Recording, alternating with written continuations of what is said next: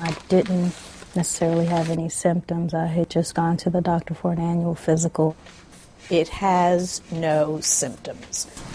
The only way you know if your pressure is elevated is to have it measured by a healthcare professional. I was kind of thrown initially. What Cynthia Eugene was thrown by was high blood pressure, also called hypertension. Nearly 1 in 3 adult Americans have it.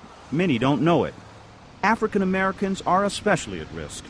African Americans will develop it younger in life. Their blood pressure elevations are more severe, and they have many, many more of the devastating consequences of uncontrolled blood pressure. Consequences like heart failure, stroke, heart attack, and kidney failure. Experts aren't quite sure why some people develop hypertension and others don't. It seems to run in families. It's very hard to say whether this is genetic, that you inherited it, or whether it's environmental, because families share habits. Habits like diet. Obesity is a major risk factor for hypertension. Increasingly, medical professionals like Dr. Wenger are encouraging patients to take on diets like the DASH diet. It's a diet that is high in fruits and vegetables and whole grains, that has low-fat dairy products, and that is low in saturated fat. The goal is to take blood pressure down below 120/80.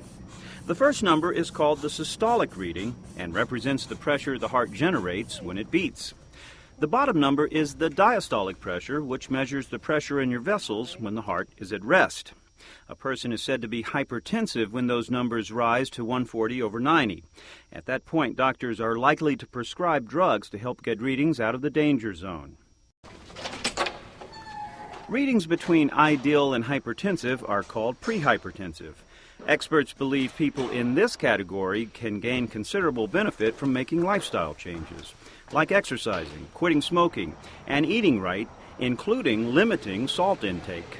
Now I'm more conscious of what I'm buying. I look at the labels, I look at the calories and sodium that's in the items that I'm purchasing. Not everyone is sodium sensitive. Some individuals can eat reasonable amounts of salt without problem, but many people have a response to taking in sodium in the diet that will raise the blood pressure. Cynthia has made progress in her fight against the silent killer by taking her meds, having her blood pressure checked on a regular basis, and pursuing a healthier lifestyle, which includes exercise and eating foods high in fiber, low in fat, and rich in vitamins. More and more we're beginning to realize that strict adherence to lifestyle can likely retard the onset of hypertension.